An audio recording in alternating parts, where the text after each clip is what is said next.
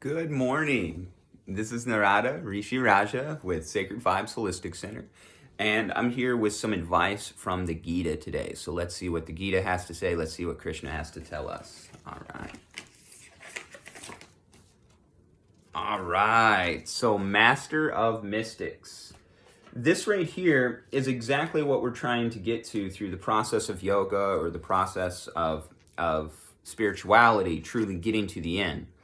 Once we gain that, this is where we step into. So let's read this. This is chapter 18, verse 78. Wherever there is Krishna, the master of all mystics, and Arjuna, the supreme archer, there will always be opulence, victory, extraordinary power, and mortality. I hold this to be true. Right? So the master of mystics, Krishna. What does that mean? Well, Krishna goes on to explain to Arjuna that he is so powerful because he remembers all of his previous lives, where Arjuna only remembers a few. When we transcend in our spirituality with technique and myth, not just the myth, right? When we transcend and we fully dedicated to that life, we don't allow the distractions to hold us down anymore. We've decided that the spiritual is more important than the material. These things have to happen in order to go far enough. I'm not saying you have to go far enough, but in order to go to this level, they do, right? And this isn't just one tradition. This is all traditions at their highest level. This is exactly what they teach.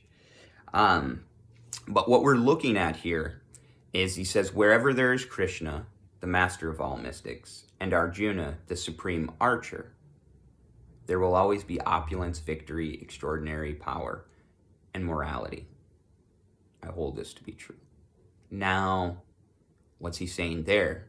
So there's Krishna, the master of all mystics. That's the teacher, so somebody that's transcended to a point of teaching, meaning they have already understood everything that they're teaching.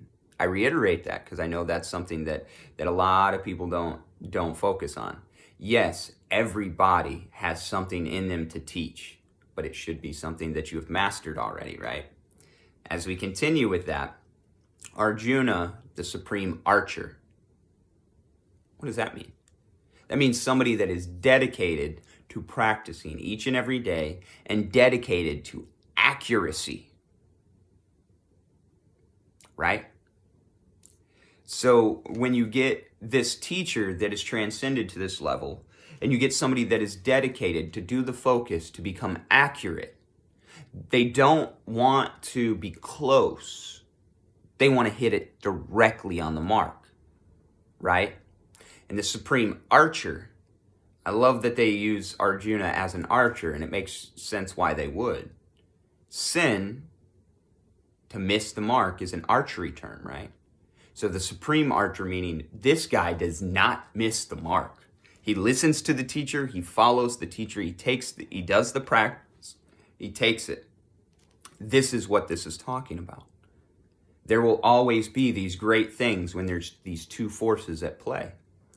If you're not deciding to be one of those two folks, either you're the master of mystics or you're trying to become that, right? If you're not trying to do one of those two things, then you're not adding to this energy, which is okay. But we should give respect to everyone who is working towards this energy beyond anything else. This is the reason why holy people for a long time have been taken care of in India. They understand this. They understood what Yeshua was talking about, Jesus, when he was referring to, noticing the wayward stranger, seeing God within everything, right? Seeing God within everyone. You don't know. And if somebody's fully dedicated and it looks like they're fully dedicated to spiritual life and they don't have things because of that, then that's encouraged to take care of. It gives you good karma even if you can't work on that just yet, right? This is something that's known throughout the world, but not so much here in America. But also, guess what? We're spiritually void here. Even our religions.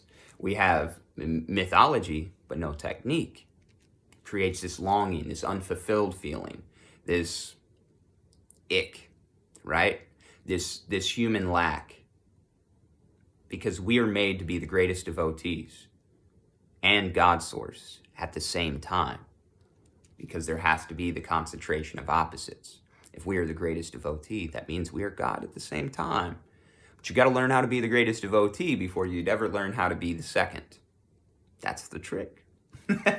All right, everybody. I wish you all the best. I hope you have a great day on purpose. If you want to schedule a session with me or any of the practitioners down here, you can go to our website, www.sacredvibes.earth.